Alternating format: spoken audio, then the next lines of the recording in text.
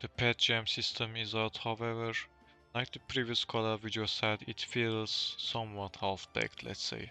Hello everyone, this is CHISELS. Today I want to talk about the new pet gem system. I will try to go into every small detail as possible to explain your whole system. Later on I will offer advices to new and veteran players alike, talk about the upcoming update to this system, and then conclude it with the pointing out issues this system has and offer some solutions to it. So let's get started. Before I talk about the pet gem system, let's talk about where do you obtain these pet gems. You can obtain the pet gems from general consumable shop, guild shop, mileage shop in the currency tab, and lastly the brawl content. The brawl content will be our main source of obtaining the gems. However, it is not active yet. It will be active in the next month in April. So for now, the first three will be your main sources. Okay, so let's get started with the gems. The gems can be divided in 4 attributes, which is element, grade, tier, and shape. Let's talk about the tiers first. Let's talk about the elements first. You can discern the element of the gem by simply looking at the color of the gem. Say you have purple grade, purple color gem, it means chaos gem. Blue means frost, white means holy, orange means radiance, green means nature, and etc. Uh, you always want to equip the same element as your pet element. Let's say you have Lohengrin pet, you always want to give her chaos element gems. The reason is, if you don't do it, you are losing 20% of the equip effects. By equip effects, I mean this. You can change them in the gem visiting section. Uh, at first, losing 20% is not that huge. However, as you proceed into higher grades and higher tiers, you will notice it more and more. And if you are min-maxing, I would heavily recommend that you always use the same element as your pet. The element also provides you bonus effect if it is heroic or legendary grade, and what bonus effect it does is basically gives you bonus damage and damage reduction against the element they have advantage over. And what do I mean is, let's say you have chaos element gems. Chaos has advantage over shock, so this pet will increase your damage against shock type enemies and it reduces your damage taken by the shock type enemies. Another example would be ice. The ice element has advantage over fire, so it increases your damage over fire type enemies. Only exception is the holy element. And what holy does is basically increase the bonuses against other holy type enemies. And that's pretty much it. Now, let's talk about the grades. Grades can be divided into 5. Grades are the main category of the elements and can be discerned by looking at the background of the gem. There are 5 grades in total, which is general, uncommon, rare, heroic, and legendary. Your end game is basically reaching the legendary grades, which will be take pretty long unless you're really lucky. Because increasing your grade is much harder than increasing your tiers, and the higher tiers also give you higher bonuses, higher equip effects, and even enable other stuff like bonus effects like this, as I talked before. Overall, you always want to have higher grades. However, there are a few exceptions I will talk about in the gem merge section. Okay. Now with the grade is out of the way, let's talk about the tiers. Tiers are basically subcategory of the gems, subcategory in the grades. You can discern the tier of the gem by looking at the number that is at the top left of the gem's image. Tiers can go to 3, however there are exceptions. Overall, higher tiers are the best. because higher tier means increased bonuses overall. The exception I'm talking about is basically the general grade gems can only go up to tier 1, uncommon ones can only go up to tier 2, however, rare, heroic and legendary grade gems can go up to tier 3. And because of that, overall your main stockpile will be on the rare grade gems for now, and as the time passes on, it will be slowly pile up to heroic and then the legendary. However, it will take pretty long time to have a stockpile of the gems for the legendary grade. So for the majority of us, for a long time, our stockpile will be on the rare grade and maybe uncommon. And that's about the tiers. Now let's talk about the shapes. There are 4 types of shapes your gem can have. Uh, what the shapes are basically those is it gives you a set effect, and the set effect can be seen as in here. Round gives you critical hit chance, square gives you block chance. However, this block chance will be changed to critical damage in the upcoming April update. Hexagon gives you attack amplification, and octagon gives you additional damage. To achieve a set effect, you need at least 2 same shape gems. Let's say you have 2 hexagon shaped gems, then your attack amplification effect gets enabled. If you have more of the same shape, it will give you more points for that effect. And overall, you always want to have same type of shape. However, at the moment you cannot control the shape of the gems, so you can do things like, let's say, having 3 of the same shape and 1 a different shape, and you will still get the effect. However, this effect is reduced, but it is better than nothing. And uh, overall, uh, in my opinion, the square shape is the worst here, because at the moment it gives block. It does get changed into critical damage, but in my opinion, it is still bad. It like the compared to other ones, you will much rather have the additional damage, attack amplification, or critical hit chance. I'm not sure about attack amplification.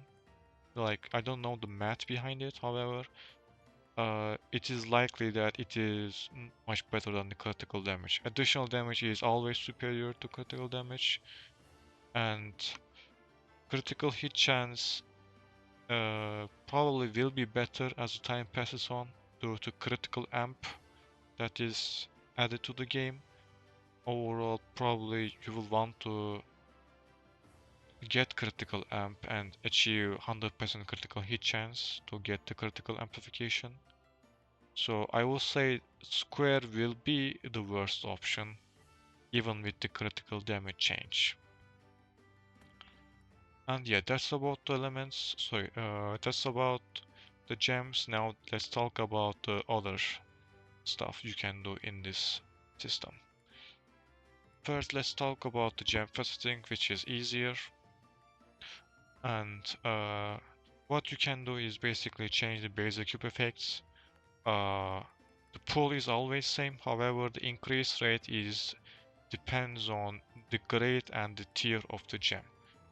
You can always obtain up to 1 type of offensive stat and 1 defensive stat.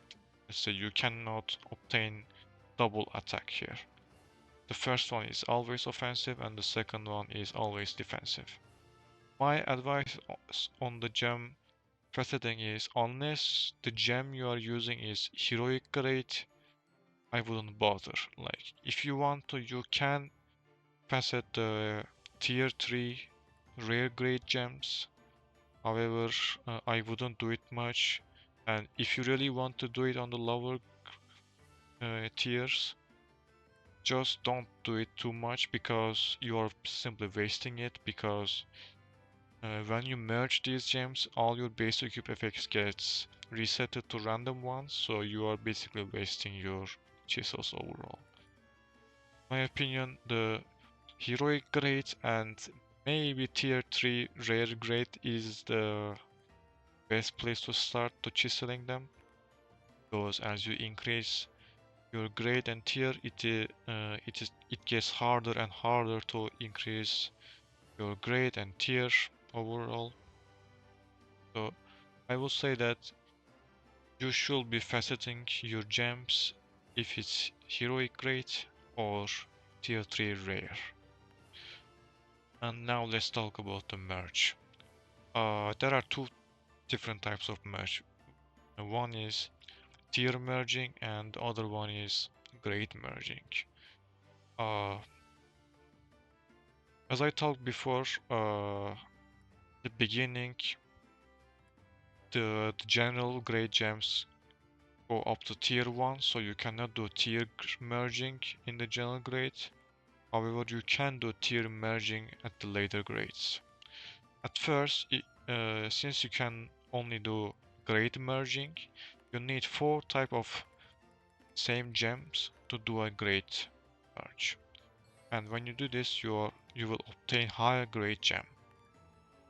However, now that you have a higher grade gem, let's say you have uncommon grade gem, now but uncommon grade go up to tier 2, now you need to do a tier merge, which is you have to put 3 of the same tier and same element to do a tier merge to obtain a tier 2 gem.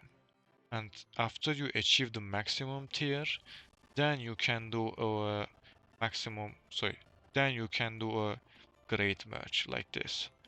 Let's get these 3 squares and 1 round to do a grade merge and get a higher grade merge.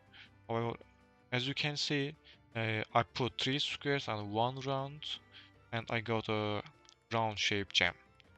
The reason is the shape is irrelevant here, and you can use any type of shape you want, and you cannot control the shape that comes out of the merging.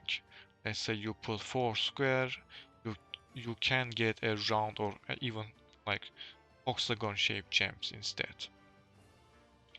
I will talk about the issues later. However, overall you always want to go in, so you always want to merge your lower grade gems quickly as possible to have a stockpile over here. However, as you go into heroic grade, be careful of merging, because let's say you have 3 heroic grade tier 1 gems, and at the moment I have 2, but let's assume I have 1 more and I have 3. I can merge them to get a tier 2 heroic grade gem. However, that is not worth it, because now I have to use less powerful gems. Like I have only 1 tier 3 rare gem and the rest are like the uncommon grade. Doing this will net me like much less stats overall in the cube effect. So be careful of merging in the higher grade. Make sure that you always have reserves. That is, of course, if you care about min-maxing. If you don't, feel free to merge them. Feel free to use the auto merge uh, uh, uh, as you like. However, if you care about min-maxing, be careful about rushing the higher tiers and higher grades, and make sure you always have reserves. Now, let's talk about the issues that this system has.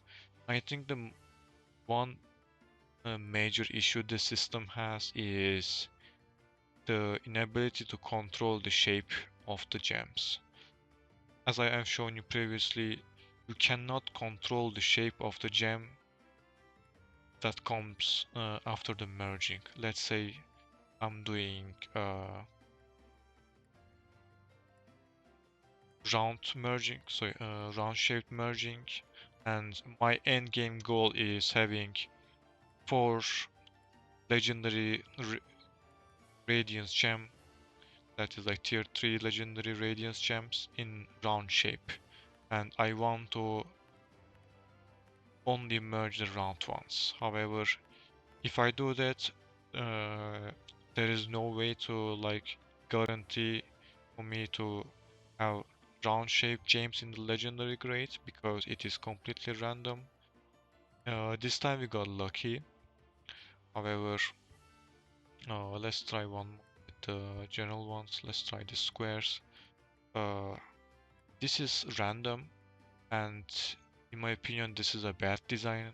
The players should be able to control the shapes they want by putting on a dedicated amount gems. Let's say if you're doing tier merge, you should be able to control it by always putting on same shapes. Okay, as you can see, I only put squares there, however I got one round gem. This is, it feels pretty random. Sometimes it gives you like completely random gems always, sometimes it gives you like consistently. However, be assured that it is pretty random, and like imagine your frustration as I talk with the shape effects here. How I talk about like the square is the worst effect you can get, even with the critical damage change. Imagine that you're going to legendary grade, and at the last tier, uh, you got a square shaped gem. Like it is pretty. It will take you pretty long time to get to legendary grades, even if you are spender. I think uh, the players should have a way to change the shape of the gems, or at least have an ability to control the shapes by uh, having option to merge only the specific shapes as I talk about. Because let's say I have square shapes, and if I put two square and two round shapes, this should like give me 50-50% chances of having obtain square shaped gems or round shaped gems. I shouldn't be allowed to get like hexagon shaped gems instead. I think uh, it should be like that in my opinion, and uh, preferably devs can also give players an item to change the shape of the gem. However, I would prefer that if it's not a premium currency one. And another small issue I have this system is why the shapes are like round and sorry. Uh, why did they use the octagon and hexagon and round shape? Like whatever the triangle or pentagon shaped. I assume they're planning to add more shapes, so maybe that's the reason they didn't use a triangle shape. However, it is kind of annoying to differentiate the shapes between the round and octagon, and like in my opinion, it will be better to use more distinct shapes like triangle or pentagon in the beginning. This is more of a minor issue, but I, I still consider it as a design flaw. I don't expect to get it fixed, but like I'm just curious. I'm just curious that why they use octagon and hexagon instead of triangle, let's say. Okay, and that's about it. If you have any questions, you can ask me in the comment section. I also made a written guide in the lutonwaifus.com. You can also check it out. I will have it on the pinned comment if you want to read, or you want to keep it on the side when you have like forgotten about something in this system. You can also check it there.